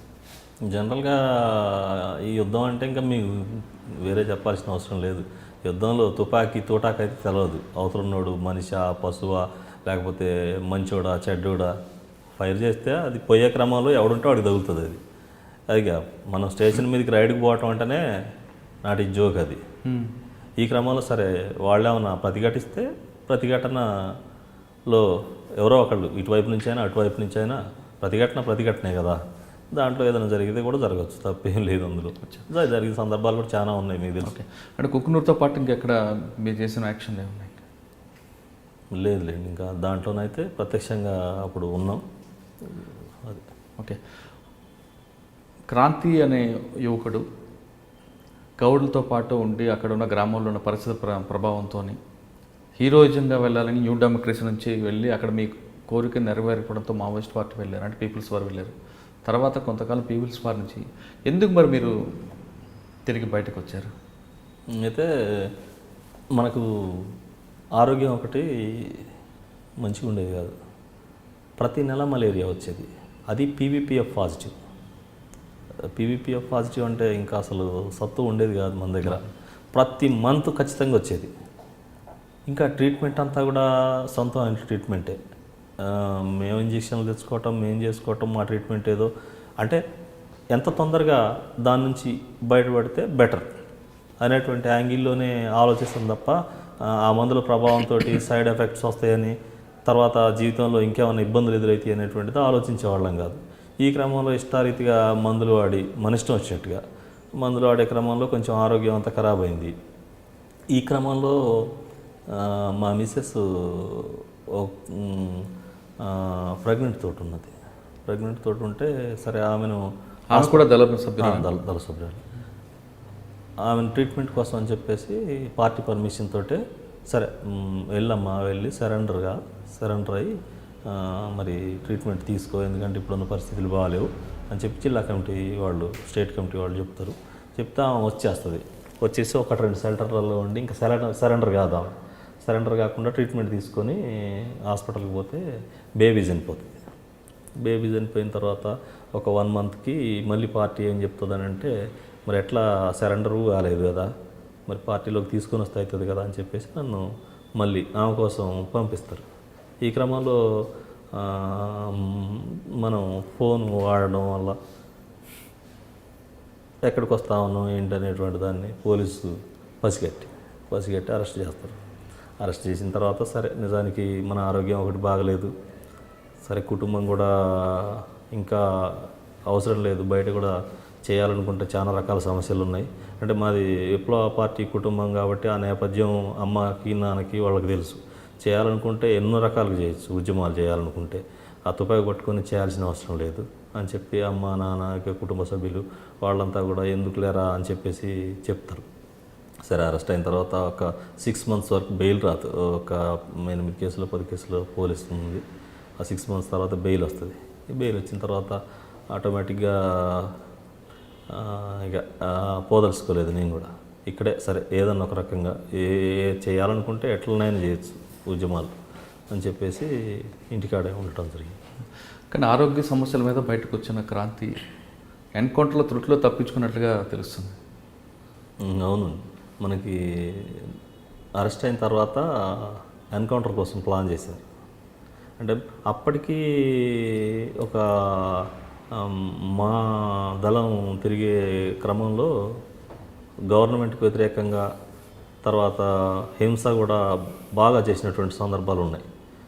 ఒక కాంగ్రెస్ లీడర్లను చంపడం, అంటే మేమున్న దళాలు కాంగ్రెస్ లీడర్లను చంపడం, పోలవరం కాలనీలు కూల్చడం, పోలవరానికి వ్యతిరేకంగా పనిచేయడం, ఆ ప్రాజెక్టు వల్ల చాలామంది నిర్వాసితులు అవుతున్నారని ఈ పోలీస్ స్టేషన్లు గోలుగొట్టడం. అసలు అక్కడ ఖమ్మం జిల్లా పోలీసుకు ఒక సవాల్ అయిపోయింది మా దళం. అనుకున్నదే తడువుగా వాళ్లకు క్రాంతి దొరికింది. ప్రతీకారం తీర్చుకోవాలి ఖచ్చితంగా. ఈ ఏదో కాడ దానికి ఫుల్ స్టాప్ కావాలి. కాబట్టి ఎన్కౌంటర్ చేస్తేనే బెటర్ అనేది కొంతమంది ఉన్నతాధికారులు వాళ్ళు వీళ్ళు ఆలోచించారు. ఆ క్రమంలో మా కళ్ళకు గంతలు కట్టారు, చేతులు వెనక కట్టారు. జస్ట్ ఇద్దరే జీప్లో వచ్చేసి చూస్తారు. చూసి ఓకే, ఏం మాట్లాడరు వాళ్ళు మనతోటి. వాళ్ళు ఇంగ్లీష్లో హిందీలో మాట్లాడుతూ ఉన్నారు. ఎక్కడ కొడదాం, ఏం చేద్దాం, ఎట్లా, ఎవరు కొడతారు ఏందనేది వాళ్ళు మాట్లాడుతూ ఉన్నారు. మనకు అర్థమవుతూ ఉంది. ఇంకంతే. మనం కూడా డిసైడ్ అంటే ఖచ్చితంగా ఎన్కౌంటర్ చేస్తారనేది అయితే డిసైడ్. వెళ్తా ఉన్న క్రమంలో అటు కుక్నూరు వైపు తీసుకెళ్ళారు. కుక్నూరు వైపు తీసుకెళ్ళేసి ఒక రూట్లో టైం అవుతుంది, 1 గంట ఆ టైం అవుతుంది నైట్. కళ్ళకు గంతలు కడితే ఆ గంతల సందులో నుంచి సుమోలో టైం కనపడతా ఉంది. 1 గంట ఆ టైం అవుతా ఉంది. ఇక్కడ కొట్టేద్దాం, దింపి ఒక దెబ్బ అయితే కొట్టలేదు మనల్ని. ఏం మాటలు కూడా అడగలేదు. ఏంటి నువ్వు క్రాంతేనా కాదా అనేది ఒకటి అడిగారు. నువ్వు పులివాట కదరా అని ఒక మాట అన్నట్టు. నేను ఎప్పుడు అట్లా అనుకోలేదన్నా. నీకేం తెలుస్తుందిలే, అడవిలో ఉన్నావుగా, బయటకు వచ్చి చూడు, నీ పేరు చెప్తే చెప్తారు, ఉత్స పోసుకుంటున్నారు బయట అని ఒక పోలీస్ అంటాడు. ఏమో సార్, నేనైతే అట్లా అనుకోలేదు ఎప్పుడు కూడా. జనరల్గా జనం కోసం వచ్చినాం, జనం కోసం పనిచేస్తూ ఉన్నాం అంతే. ఓకే, మంచిది అని అంటాడు. అక్కడ దింపే క్రమంలో వెనక నుంచి ఒక ఆటో వస్తూ ఉంది. అది దొంగ ముక్కలు మోస్తారు, అంటే టేక్ ముక్కలు అయ్యి నైట్ స్మగుల్ చేస్తూ ఉంటారు. వాళ్ళు వస్తూ ఉన్నారు. చల్ చల్ చల్ చల్ ఎక్కి ఎక్కి ఎక్కి అని చెప్పేసి మళ్ళీ వెంటనే సుమో ఎక్కిస్తారు. ఇక్కడ వద్దు, ముందు పోదాం అని చెప్పేసి. ఎవ్వరు లేరు, ఒక డ్రైవరు, 2 పోలీసే ఉంటారు. AK-47 ఉంటుంది ఇద్దరి దగ్గర. ఎక్కిచ్చేసి మళ్ళీ సుమోలో కూర్చోబెడతారు. ఏం మాట్లాడరు మనతో ఒక్క మాట కూడా. మళ్ళీ ములకలపల్లికి దమ్మపేటకి మధ్యలో ఒక ఫారెస్ట్ ఉంటే ఆ ఫారెస్ట్లోకి తీసుకుపోతారు. అక్కడ నోరిపి మాట్లాడారు. క్రాంతి, లాస్ట్, ఇంకా ఇది నీకు, చచ్చిపోతావు అన్నారు. ఓకే, ఇంకా కన్ఫామే సార్ నాకైతే అని అన్న తర్వాత ఒక ఆయన వచ్చేసి ఇట్లా నెట్టేస్తాడు మనల్ని. నెట్టేసిన తర్వాత AK లోడ్ చేస్తారు. ఇంకా మనం చెవులు రెక్కించి తూట ఎప్పుడు పేలుతుంది అని 4 టైం అవుతా ఉంది. టైం కరెక్ట్గా సుమోలో నుంచి దిగేటప్పుడు చూస్తే తెల్లవారుజాము 4 అవుతా ఉంది. ఎటు నుంచి తూట వస్తుంది అని ఇట్లా కళ్ళు రెక్కించి తింటా ఉన్నానమాట. చెవులు కళ్ళు మూసుకొని చెవులు రెక్కించి తింటా ఉన్నా, తూట ఇప్పుడు డోమ్ మాటదని. ఇది కన్ఫామ్, ఆయన కూడా చెప్పేసిండు చనిపోతామని. అయితే అప్పుడున్న అందులో ఒక పోలీస్ అయినా ఎక్ బార్ రుకో సిగ్నల్ హై అయినా అని అడుగుతాడు. సిగ్నల్ ఉంది సార్ అంటాడు. ఒక్క నిమిషం ఆగా అంటాడు. ఫోన్ చేసి ఎవరితో వాళ్ళ ఉన్నతాధికారులతో మాట్లాడి, సార్ వాళ్ళని దగ్గర కొట్టేస్తా ఉన్నాం, మంచి ప్రభావం పడుతుంది, ఇటు ములకలపల్లి, అటు దమ్మపేట, ఇటు కుక్కునూరు మధ్యలో మంచి ప్రభావం పడుతుంది సార్ అని అంటే, వద్దు తీసుకొని వచ్చాయి, చాలామంది అడిగారు, ఇప్పటికీ ప్రెస్ అడుగుతూ ఉంది, అరెస్ట్ అయినట్టు తెలిసింది విషయం బయటికి, ఉన్నతాధికారుల నుంచి కూడా ఇబ్బంది అయ్యేలాగుంది, వదిలే తీసుకొని వచ్చేయి అంటారు అనమాట. మళ్ళీ సేమ్ అట్లనే తీసుకొచ్చేసి కొత్తగూడెం OSD ఆఫీస్ తీసుకొచ్చిన తర్వాత చౌహాన్ సార్ వస్తాడు. చౌహాన్ సార్ వచ్చేసి తీసుకురమ్మంటాడు. ఆయన అటు కుర్చీలో కూర్చుంటాడు. నన్ను కళ్ళకి గంతలు అట్లే ఉంటాయి, చేతులకి వెనక కట్టేశారు. ఇప్పేసే ఎందుకు కట్టారు అని అరుస్తాడు ఆయన. తీసి ఎందుకు కట్టారు, ఛాయ్ తాగుతావా క్రాంతి, కూర్చోమంటాడు. పర్లేదు రండి సార్ అంటే, భలే ఉన్నావు కూర్చోద్దా, ఆయన అవతల ఉంటాడు, టేబుల్కి అవతల ఉంటా. అట్లేం లేదు క్రాంతి, నేను ఇక్కడ పోలీస్ బాస్, నువ్వు నక్సలైట్ బాస్, ఏమీ లేదు, ఇద్దరం కలిసి మాట్లాడుకుందాం, అట్లేమొద్దు, దా కూర్చో, ఛాయ్ తాగుతావు, బిస్కెట్లు తింటూ అంటే, ఏమొద్దులేండి సార్ అన్న. సరే ఒక 2 అవర్స్ మాట్లాడండి అంటే, ఎందుకు ఉద్యమం ఏంటి, ఏం సాధిస్తారు, ఎందుకు అసలు ఉద్యమం ఏంటి, ఏం సాధిస్తారు మీరు, ఎంతమంది అమాయకులను చంపుతూ ఉన్నారు, దీనివల్ల మీ వ్యవస్థ ఎడిపోతూ ఉంది, ఎవరైతే మీ చేతిలో ప్రాణాలు కోల్పోయినటువంటి కుటుంబాలు ఉన్నాయో వాళ్ళ అవస్థలు ఏంటి, ఇవన్నీ ఆయన ఆలోచనలో ఆయన చెప్పిండు. సరే ఏదన్నా రియల్గా పార్టీలో ఉన్నప్పుడు, ఒక సంస్థలో ఉన్నప్పుడు సంస్థ బాధ్యత వహించాల్సిందే కానీ వ్యక్తులుగా మేము కాదు సార్ అది. ఓకే, నేను తెలుసా నీకని అడిగాను. తెలుసు సార్ అన్న. ఎవరు, నా పేరు ఏంటంటే చౌహాన్. అచ్చా తెలుసు అన్నాడు. తెలుసు సార్ అన్న. మరి నిజంగా ఎట్లా బతికినావు అని అడిగాను. అంటే ఏమో సార్ మరి మీకు చేశారో ఎవరికి చేశారో ఫోన్ ఇచ్చేసారు వాళ్ళు. నిజానికి ఒక్క క్షణంలో తోటా వెళ్ళాల్సింది ఉండే. ఆగారు, ఎవరినో అడిగారు, అడిగితే వద్దు మీరేనేమో అని నేను అన్నా. అంటే అన్నమాట దేవుడు కాపాడింది నిన్ను, రియల్గా చెప్తా ఉన్నా. మీరు చేసిన చికాకులు ఏది కాంగ్రెస్ లీడర్లను చంపడం అయితేంది, పోలీస్ స్టేషన్లు కూలగొట్టడం ఏంటయింది, ఇన్ఫార్మర్లను చంపడం అయితేంది, ఈ పోలవరానికి వ్యతిరేకంగా గవర్నమెంట్కు వ్యతిరేకంగా పాల్గొనడం అయితేంది, ఇవన్నీ పెద్ద సవాల్గా మారినాయి. అసలు ఎవరు దానికి సూత్రధారి? క్రాంతి దొరికినప్పుడు ఎవరు వదిలిపెడతారు? అసలు వదిలిపెట్టడానికి ఛాన్స్ లేదు. అసలు అంతా నాకు తెలిసి ఆ ఫోన్ వచ్చే వరకు కూడా నేను కూడా నువ్వు బతుకుతూ అనుకోలేదు. అసలు ఎవరు కాదు, దేవుడే నిన్ను కాపాడిండు అని ఇట్లా పైకి చూపెట్టిండు ఆయన. అది క్రమం అనమాట. అంటే చౌహాన్ గారు కౌన్సిలింగ్ అయిన తర్వాత మీలో పరివర్తన వచ్చిందా, లేదా మళ్ళీ ఒకసారి అటువైపు వెళ్ళాలనిపించిందా? లేదు ఇంకా వద్దని మా కుటుంబ సభ్యులు చెప్పారు, వాళ్ళు చెప్పారు. అప్పుడు షహనవాజ్ కాసిం సార్ ఉండే. ఆ షహనవాజ్ కాసిం సారు ఎవరు? షహనవాజ్ కాసిం. ఓకే, ఆయన షహనవాజ్ కాసిం సార్ కూడా ఉండే. ఆయన ఓఎస్డీగా ఉన్నారు అప్పుడు. ఆయన కూడా లేదు క్రాంతి, చాలా అద్భుతమైన జీవితం ఉంది నీకు, నాకు తెలిసి అంటే నీకు మంచి లైఫ్ ఉంది, ఖరాబ్ చేసుకోకు, దానివల్ల సాధించేది ఏం లేదు. ప్రభుత్వాలు సరే, ఒక ప్రభుత్వం ఇవ్వాలంటుంది, రేపు పోతుంది, కానీ ప్రజాస్వామ్యం గొప్పది, ప్రజాస్వామ్యబద్ధంగానే ఏదైనా చెయ్యి. అంటే ఆ ఇద్దరు పోలీస్ ఆఫీసర్లు చెప్పిన మాటలతో మీలో మార్పు వచ్చింది, తిరిగి మీరు తుపాకీ విడిచిపెట్టి బయటకు వచ్చారంటారు. సరే, అది కూడా ఒక ప్రభావం అని చెప్పాలి నిజానికి. అంటే వీరిద్దరు మాటలు, అంటే చౌహాన్ గారు కాసిం గారు చెప్పిన మాటలతో తుపాకీ వదిలిపెట్టిన క్రాంతి కలం ఎందుకు పట్టుకున్నారు? జనరల్గా నేను దండకారణ్యంలో ఉన్నప్పుడు బుక్స్ చదివి ఆర్టికల్స్ రాసేవాడిని. ఆర్టికల్స్ రాసేటప్పుడు సోను అని ఉన్నాడు, మల్లుజుల కోటేశ్వరరావు వాళ్ళ బ్రదర్, మల్లుజుల వేణుగోపాల్. ఆయన దండకారణ్యంలో ఈ సాహితీ రంగాన్ని చూస్తారనమాట. ఆయన బుక్స్ ఇవన్నీ చేస్తూ ఉంటారు. జంకార్ అని ఒక పత్రిక ఉంటుంది లోపల, సాహితీ పత్రిక జంకార్. జంకార్ చదువుతూ ఉండేవాడిని, ప్రభాత్ చదువుతూ ఉండేవాడిని. అప్పుడు మణిపూర్ మంచి రేజ్లో ఉంది. అంటే ఈ ఏమంటారు, ఆర్మీ యాక్ట్కి వ్యతిరేకంగా పెద్ద ఎత్తున పోరాటాలు జరుగుతాయి. ఆ ప్రభావం మీకు కలం పట్టుకోవాలి? లేదు, నేను మొదటి నుంచి కూడా ఏమంటాం, ఏరియాలో జరిగేటువంటి పరిణామాలు, వాటి మీద రిపోర్ట్లు తయారు చేయటం, లేకపోతే నేను ఏదన్నా ప్రాతినిధ్యం వహించే సాంస్కృతిక సమాఖ్య కావచ్చు, యువజన సమాఖ్య కావచ్చు, వీటన్నిటికి సంబంధించినటువంటి ఆటుపోట్లు వీటి మీద పేజీలు రాసేవాడిని. చదవటం కూడా బాగా చదివేవాడిని. సాహిత్యం అంటే బాగా చదివేవాడిని. ఈ మధ్యలో అసలు అంటే సాహిత్యం దొలిపోవట్లేదు, కానీ నా దగ్గర ఒక 3-4 ర్యాకుల పుస్తకాలు ఉండేవి నేను మావోయిస్ట్ పార్టీకి పోయేదానికి ముందు. ఆ పుస్తకాలను పోలీసు మొత్తం తగలబెట్టేసింది.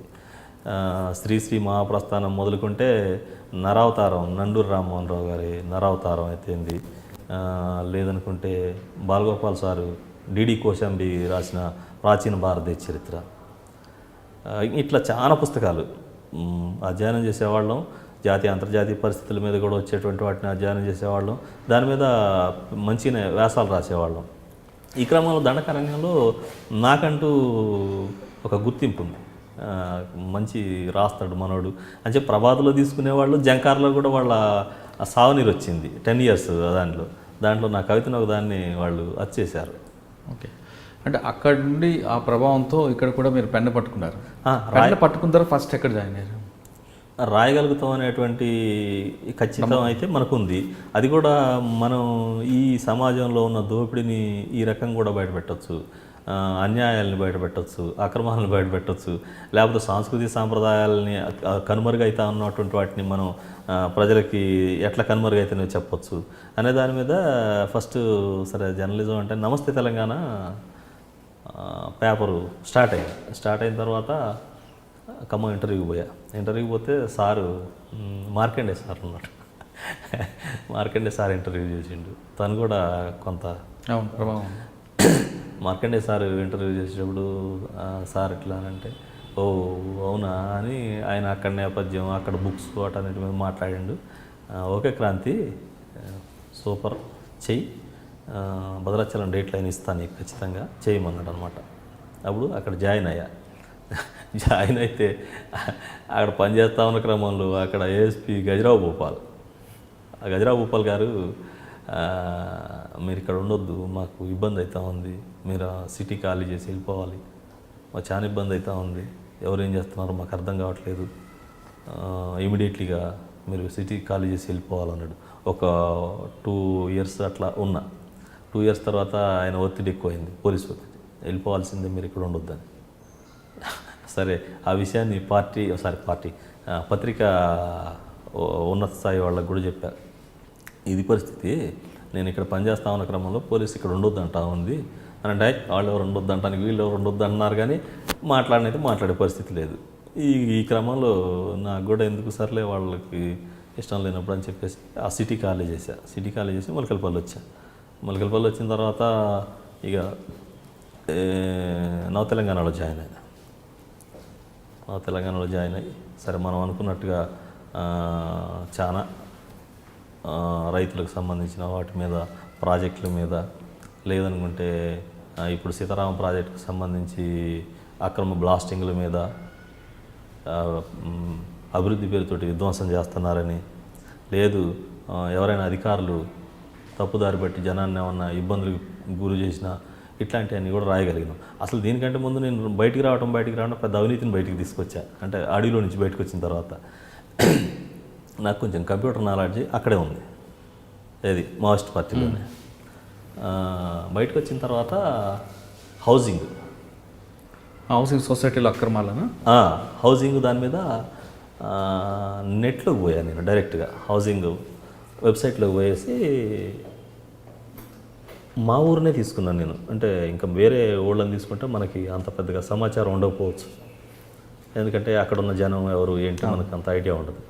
మా సొంత ఊరిని తీసుకొని మొత్తం అప్పుడు కంప్యూటర్లు అంటే పాల్వంచ పోవాలి, భద్రాచలం పోవాలి, ఒక నెట్ సెంటర్కి పోయి మా ఊరికి సంబంధించినటువంటి లిస్ట్ తీసి ఆ లిస్ట్ అంతా ప్రింట్ తీసుకున్నా. ప్రింట్ తీసుకుంటే ఎంత పెద్ద అవినీతి అంటే ఒక్కొక్క పేరు డబల్ ఎంట్రీలు ఉన్నాయి. భర్తల పేర్లు మార్పులతోటి, భార్యల పేర్లు మార్పులతోటి డబల్ ఎంట్రీలు ఉన్నాయి. అసలు ఊళ్ళో ఎవడో అడ్రస్ లేనివాడు పేర్లు ఉన్నాయి. అంటే హౌసింగ్ ఇటు కాంట్రాక్టర్లు, హౌసింగ్లో ఉన్న అధికారులు ఇటు కాంట్రాక్టర్లు ఇద్దరు కుమ్మక్కయి. పెద్ద అమౌంట్ ఏం కాదు అది, నాకు తెలిసి 16,000 17,000 ఆ రోజు ఇంటికి ప్రభుత్వం ఇచ్చేది. అట్లా మొత్తం బిల్లులు చేసేసుకొని దగ్గర 8 లక్షల రూపాయల అవినీతి జరిగింది. అది బయట పెట్టారు.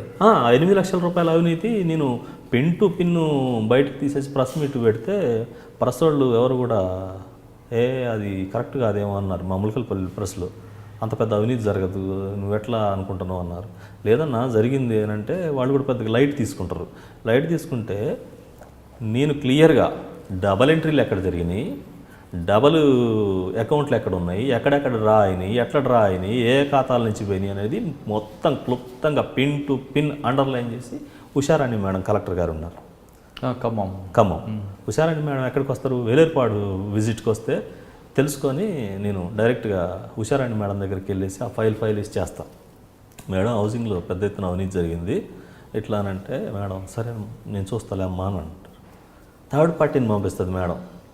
వండర్ అసలు. థర్డ్ పార్టీని పంపిస్తే అసలు ఇంకా నా ఎమ్మటి కాంట్రాక్టర్లు వీళ్ళు వచ్చేసి అదేంటి ఈయనకి ఇల్లు వద్దా, ఆయనకి ఇల్లు వద్దా, ఇది ఉండాలి కదా, అది ఉండాలి కదా అంటే చాలా వరకు కాంప్రమైజ్ అయితే కూడా అదే మేడం గారు ఒక ఏఈని సస్పెండ్ చేసి 4,50,000 రూపాయలు రికవరీ కట్టించారు. అది ఫస్ట్ నాకు విజయమే నిజంగా. సార్ మీ పేపర్లో వచ్చిన తర్వాత ఆ క్లిప్పింగ్ తీసుకెళ్ళి మీ లోకల్ ఉన్న పేపర్లు ప్రింట్ మీడియా మిత్రులకి ఇసేమన్నారు వాళ్ళు? అట్లా జరుగుతుంది అనుకోలేదన్నా, మేము అసలు ఎక్స్పెక్ట్ చేయలేదు. మేము అంత పెద్ద అవినీతి జరుగుతుంది అనుకోలేదు, ఏదైనా వండర్ అన్నా అని అప్పుడు వాళ్ళు అన్నారు. అన్న తర్వాత ఇంక సరే మనం కూడా ఆయన ఒకసారి నేను మళ్ళీ హౌసింగ్లో మా బిల్లు ఏదో కాలేదని పోయిన సందర్భంలో తను కలుస్తాడు. నాకు ఎవరైతే సస్పెండ్ అయ్యండి, నేను ఆయనకు తెలియదు రియల్గా, నేను ఎట్లుంటున్నా కూడా తెలియదు, నాకు కూడా ఆయన తెలియదు పెద్దగా.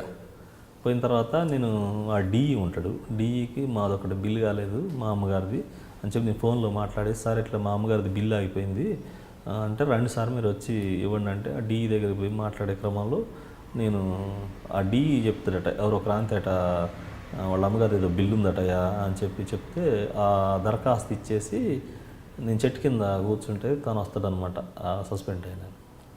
అన్న నమస్తే అన్న, నేను పలాని అయ్యో ఓకే అన్న చెప్పండి అని అంటే, అన్న లైఫ్ మొత్తం సంకనాగిపోయిందన్న అనవసరంగా, కాంట్రాక్టర్లు చేసిన తప్పుకు నేను బలైపోయినన్నా. ఇవాళ నా తోటి ఉన్న వాళ్ళందరూ కూడా ఉన్నత స్థాయికి ప్రమోషన్ల మీద వెళ్ళిపోయారు, నేను మాత్రం ఎట్లాంటి ప్రమోషన్లు లేకుండా అట్లనే ఉండిపోయినా అని అంటాడు. అన్న నాకు నీ మీదే వ్యక్తిగతంగా కోపం కాదు, అవినీతి జరిగిందనేది నేను చూసిన, అవినీతి జరిగిన మాట నిజం, దాని మీద నేను పోరాడిన, నీకు నాకేం లేదన్నా అట్లేం లేదు, నా నెత్తినే కూర్చుంది ఏదో అనవసరంగా, నేను రియలైజ్ అయితే బాగుండేదేమో, మిమ్మల్ని నేను ప్రాధాయపడితే బాగుండేదేమో, ఏమన్నా మీరు వినేవాళ్ళేమో, నేను ఒకళ్ళిద్దరు చెప్తే కూడా నేను వినలేదు, అసలు ఈయన అంత దూరం పోతాడా అని అనుకున్నా అనేసి ఫీల్ అయ్యండి. పాప కళ్ళు నీళ్ళు పెట్టుకున్నాడు, నా బాధ అనిపించింది. కాకపోతే మనకేం కావాలని కాదు, వ్యక్తిగతంగా కాదు కదా, అదే చెప్పాను నేను. అంటే అక్రమాల తర్వాత క్రాంతి అనే వ్యక్తి జర్నలిజం వైపు అడుగులు వేస్తూ జర్నలిస్ట్ సంక్షేమం కోసం ఒక భవనం కట్టించడం అన్నది ఏ ఉద్దేశంతో మీరు అందులో దిగారు? జనరల్గా ప్రెస్ క్లబ్ అంతకుముందే ఉండే, మనం జాయిన్ అయిన తర్వాత అక్కడ ఉన్నటువంటి వాళ్ళు 1-2 సార్లు నువ్వు ఉండాలి చేయాలి ప్రెస్ క్లబ్ ప్రెసిడెంట్ అంటే, వద్దు నాకెందుకో అంటే ప్రత్యక్షంగా తెర ముందు ఉండటం నాకు ఇష్టం ఉండదు ఎప్పుడు కూడా, ఎక్కడున్నా మనం చేద్దాం అని అంటే, లేదన్నా కంపల్సరీగా ఉండాలని మా మిత్రులు కొంతమంది కోరిన క్రమంలో సరే ప్రెస్ క్లబ్ ప్రెసిడెంట్గా ఒక 2 ఇయర్స్ బ్యాక్ చేసిన తర్వాత మా వాళ్ళందరూ కూడా అన్న మనకు ఒక ఏదన్నా ఒకటి రెంట్కి తీసుకుంటే ఆ రెంట్ కట్టలేని పరిస్థితి ఉంది, మనం బయట నుంచి వచ్చేవాళ్ళం ఎక్కువ మండలంలో రిపోర్టర్లు అందరు దాదాపుగా బయట గ్రామాల నుంచి వచ్చేవాళ్ళే, లోకల్ వాళ్ళు తక్కువ. ఓకే, మనం వస్తే ఆ హోటల్ ఎమ్మటి లేకపోతే ఆఫీసులు ఎమ్మటి ఎవరో ఒక లీడర్ వస్తాడనంటే 1 గంటకు వస్తాడు, 4 గంటలకు వస్తాడు. ఈ వెయిటింగ్ అనేది చాలా ఇబ్బందిగా ఉంది, ఏదైనా ఒకటి పరిష్కారం ఉంటే బాగుండేది అనేది అందరం అనుకున్న తర్వాత ఏం చేద్దాం మరి, ఒక రేకులు ఏదన్నా 2 రేకులు వేసేసుకొని సరే మామూలుగా ఒకటి చేసుకుందాం అనుకున్న క్రమంలో, లేదన్నా రేకులు అంటే కూడా మనకి మీరు వచ్చిన తర్వాత నాకు తెలిసి ఏదైనా తలపెడితే కార్యం అవుతుంది అనేది అనుకుంటా ఉన్నాం మేము, కొంచెం పక్కా భవనం ప్లాన్ చేస్తే బాగుంటుంది అనేది కొంతమంది మిత్రులు అన్నారు. రేకులకను స్లాబ్కు పెద్ద తేడా ఏమి ఉండదు, చేద్దామన్నారు. చేద్దామన్న తర్వాత సరే మా టీంని అంతా తీసుకొని తహసీల్దార్ దగ్గరికి ప్లేస్ ఒకటి చూసుకున్నాం. ఫస్ట్ ప్లేస్ చూసుకొని తహసీల్దార్ దగ్గరికి వెళ్తాం. తహసీల్దార్ సార్ ఇట్లా మా ప్రెస్ క్లబ్ ఒకటి నిర్మాణం చేద్దాం అనుకుంటా ఉన్నాం, మాకు ప్లేస్ కావాలి సార్, పలానా దగ్గర ఉంది ఖాళీగా ఉందనంటే, ఆయన వీఆర్ఓ తోటి రిపోర్ట్ చేయించుకుంటే ఖాళీగానే ఉంది, సరే మీరైతే స్టార్ట్ చేసుకోండి, నాకు ఒక లెటర్ ఇవ్వండి, మా ఉన్నతాధికారులకు కూడా మేము చెప్పుకోవాలి కదా అంటారు. ఇస్తాం. అనూహ్యంగా మేము జస్ట్ ఏదో మామూలుగా చేద్దాం అనుకున్నది, కొంతమంది వీళ్ళొకళ్ళు సలహాలతోటి కొంచెం మంచిగానే మొదలు పెడతాం అనమాట. మొదలుపెట్టిన తర్వాత స్లాబ్ అయిపోతుంది. స్లాబ్ అయిపోయే క్రమంలో కొంతమంది ఏమంటారంటే, అవును క్రాంతి ఉన్నంతసేపు ప్రెస్ క్లబ్ నడుస్తుంది, క్రాంతి లేకపోతే ఎట్లా నడవాలి, ఇప్పుడు మీరు రెంట్లు కట్టలేని పరిస్థితే ఉంది రియల్గా, బయట 3,000 2,000 రెంట్లు కట్టలేరు, రేపు పొద్దున కరెంటు బిల్లు వస్తుంది, మెయింటెనెన్స్ ఉంటుంది, వీటన్నిటిని ఎట్లా చేద్దాం అనుకుంటున్నావు నువ్వు అని ఒక ప్రశ్న వస్తుంది. పైన మీరు ప్రెస్ క్లబ్ వాడుకోండి, పెద్ద తేడా ఏమి ఉండదు, సరే 2 లక్షలు 3 లక్షలు పెరుగుతాయి, కింద ఎవరికైనా రెంట్కి ఇవ్వండి, దాంతో మీ మెయింటెనెన్స్ వెళ్తుంది అనేది కొంచెం చిన్న సలహా చెప్తే సరే దాన్ని ఫాలో అయిన తర్వాత అప్పటికి మాది స్లాబ్ లెవెల్కి వస్తుంది. లోకల్లో ఉన్నటువంటి పొలిటికల్ వాళ్ళు, కాంట్రాక్టర్లు మనం పోయి ఇట్లా మేము ఒక క్లబ్ స్టార్ట్ చేద్దాం అనుకుంటున్నాం అని మనం చెప్పిందే తాడు వాళ్ళు వెంటనే స్పందించి మంచి పెద్ద మనసుతోటి భలే పనిలే మీకులాంటి వాళ్ళు అడిగితే ఎందుకు ఇవ్వమని చెప్పేసి కొంత ఫండింగ్ ఇస్తారు. ఆ ఫండింగ్ తోటి స్టార్ట్ చేస్తాం. స్టార్ట్ చేసిన తర్వాత ఒక ఎన్ఆర్ఐ మా ఊరు పక్కనే తాండ్రా వెంకటేశ్వరరావు గారు, వాళ్ళ నాన్నగారి పేరుతోటి తాండ్రా నారాయణరావు ట్రస్ట్ అనేది ఒకటి పెడతారనమాట. ఆ ఎన్ఆర్ఐ వచ్చిన తర్వాత మళ్ళీ ప్రెస్ క్లబ్ అంతా పోయి ఒక దరఖాస్తు, సార్ ఇట్లా ఒక ప్రెస్ క్లబ్ స్టార్ట్ చేసాం, కొంత ఫండింగ్ కావాలి అని అంటే, సరే నేను ఒక 5 lakhs ఇస్తా అన్నారు. 5 lakhs ఇస్తా అని ఇచ్చేశారు. 5 lakhs రియల్గా 5 స్టేర్ కూడా అయిపోయింది, అంతా అయిపోయింది. ఇంకా కొంత దానికి అమౌంట్ పడుతుంది, పెద్ద మొత్తంలో ఉంటుందిలేండి. జనరల్గా నాకు తెలిసి మార్కెట్ వాల్యూ అది 30 లక్షల చిల్లర ఉంటుంది ప్రజెంట్. అది ఆ క్రమంలో చిన్న చిన్న మైనర్ రిపేర్లు మిగిలిపోయి ఉన్నాయి. కానీ నాకు తెలిసి అంత పెద్దగా ప్రెస్ క్లబ్ అనేది స్టేట్లో ఒక ప్రెస్కి ఎక్కడ లేదు. గవర్నమెంట్ డబ్బులతో కట్టింటే ఉండొచ్చేమోలే, కానీ ఓన్గా అక్కడ ఉన్న రిపోర్టర్లు ఎవరు కూడా ఆ స్థాయిలో బిల్డింగ్ కట్టింది లేదని చాలామంది అన్నారంట. మన జర్నలిస్ట్ యూనియన్ నాయకులు కూడా వస్తూ ఉంటారు కదా, అరే బాగుందబ్బా అని అన్నారనమాట. ఆ తర్వాత మా దగ్గర యూనిటీ బాగుంటుంది. అంటే ఏదన్నా ఒక మాట అంటే మాట మీద ఉంటుంది. మేము ఒకసారి జేసీ గారు ఉన్నారు, రామకృష్ణ గారు ఉన్నారు, సార్ ఇట్లా మా ప్రెస్ క్లబ్ ఇట్లా శంకుస్థాపన ఉంది సార్, ఇట్లా రావాలని అంటే, ఏమనుకోవద్దు కానీ మీ దగ్గర గ్రూపులు ఉన్నాయా అని అడిగిండు. ఏం లేవు సార్. ఓకే అంటే వండరు, అయితే వస్తాను నేను అన్నాడు. అంటే గ్రూపులు ఉన్న కాడికి పోతే మళ్ళీ వాడితో అంత తలనొప్పి. నాకు తెలిసి అయితే నేను మహబూబ్ నగర్ కానీ చూస్తూ ఉన్నా, అన్ని చోట్ల కూడా గ్రూపులే ఉన్నాయి. ఆ గ్రూపులతో తట్టుకోలేక నేను అసలు ప్రెస్ అంటేనే దగ్గరకు పోను అని అన్నాడు. అయితే వచ్చిండు, అదే మాట తను కూడా చెప్పారులే, వండర్ నేను కూడా ఎక్కడా చూడలే గ్రూపులు లేకుండా ఇట్లా మంచిగా కలిసి ఉండేటువంటి వాళ్ళు, మీరు మంచిగా ముందుకు పోయే అవకాశం ఉందని చెప్పారు. ఆ రకంగా ప్రజెంట్ అయితే నడుస్తుంది ప్రెస్ క్లబ్. ఇళ్ల స్థలాలకు సంబంధించిన దాని మీద కూడా ఒక ఫైట్ నడుస్తూ ఉంది. అదేదన్నా నాకు తెలిసి స్టేట్లో ఏదన్నా ఇళ్ల స్థలాలది అంటే చాలా చోట్ల ఇచ్చారు ప్రభుత్వం, కొన్ని చోట్ల. ఇవాళకి నాకు తెలిసి స్టేట్లో మెజారిటీగా ఇవ్వని జర్నలిస్టులు. దానికి సంబంధించి మా ములకల్పల్లిలోనే మొట్టమొదట డబుల్ బెడ్రూమ్లో, త్రిబుల్ బెడ్రూమ్లో సీఎం గారు ఏదైతే అనుకున్నాడో, అటు మా నామనాగేశ్వరరావు గారు కావచ్చు, లేకపోతే అక్కడ ఉన్న పువ్వాడ అజయ్ గారు కావచ్చు, వాళ్ళందరిని తీసుకొని ఆ సంబంధిత మినిస్టర్లను కలిసి ఏదైనా శాంక్షన్ చేయించుకుంటే ములకల్పల్లికి మొట్టమొదటి శాంక్షన్ చేసుకోవాలనేటువంటిది నాకు కోరిక. నా మదిలో అనుకుంటా ఉన్నాం. మా వాళ్ళందరికీ కూడా అదే మాట చెప్పా. అక్కడ ఉన్న పొలిటికల్ వాళ్ళు మంచిగా సహకరిస్తూ ఉన్నారు, మనకి కాంట్రాక్టర్లు, అధికారులు అందరూ సహకరిస్తూ ఉన్నారు. ఎందుకంటే మేము అవినీతి అనే చెప్తాం, అక్రమాలని చెప్తాం. రాసే దగ్గర ఎక్కడా కూడా లాలూచి పడేది, కాంప్రమైజ్ అయ్యేది లేదు. కాబట్టి ఎవరు కూడా మనల్ని అంటే ఉట్టుట్టిగా బ్లాక్మెయిల్ చేసి పైసలు అడిగేటువంటి పరిస్థితి మా దగ్గర ఆ ప్రెస్కి ఎప్పుడూ లేదు.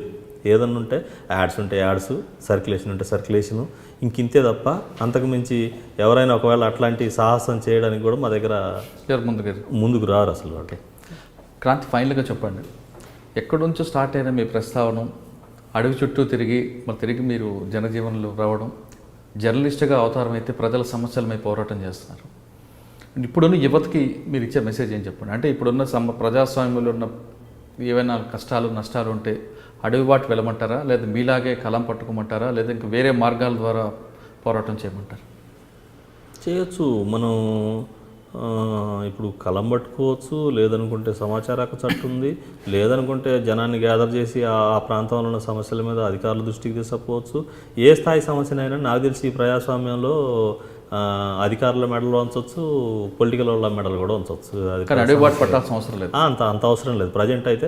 అంటే రియల్గా జనం స్థాయి కూడా అంటే ఒకటేసారి విప్లవం తీసుకొచ్చే స్థాయిలో వాళ్ళు కూడా లేరు.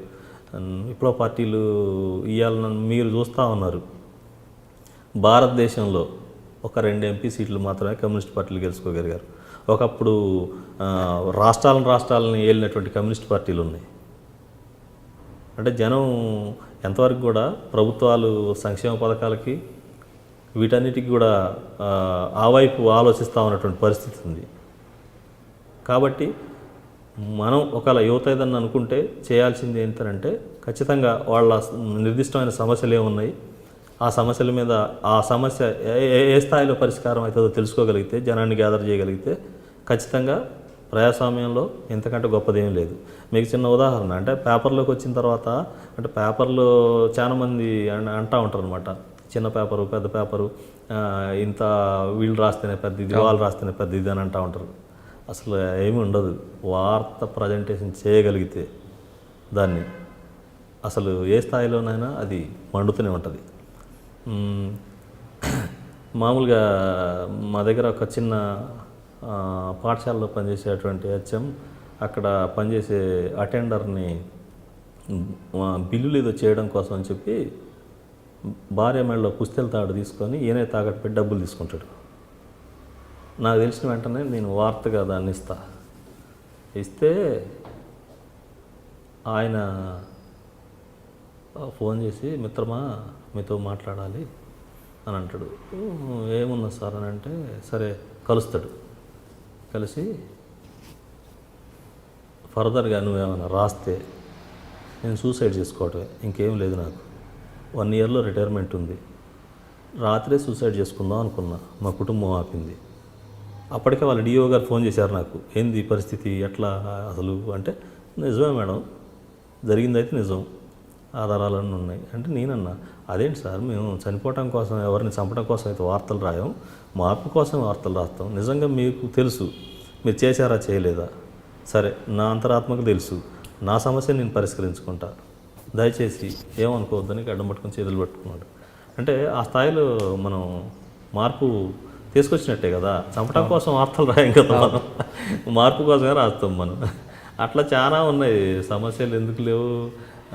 ఇసుక మీద రాసినవి ఉన్నాయి, అక్రమాలకు అనుమతులు ఇస్తారా అని, అది పెద్ద స్థాయిలో కలెక్టర్ స్థాయిలో వాళ్ళంతా వచ్చి దాన్ని చూసినటువంటి సందర్భాలు ఉన్నాయి.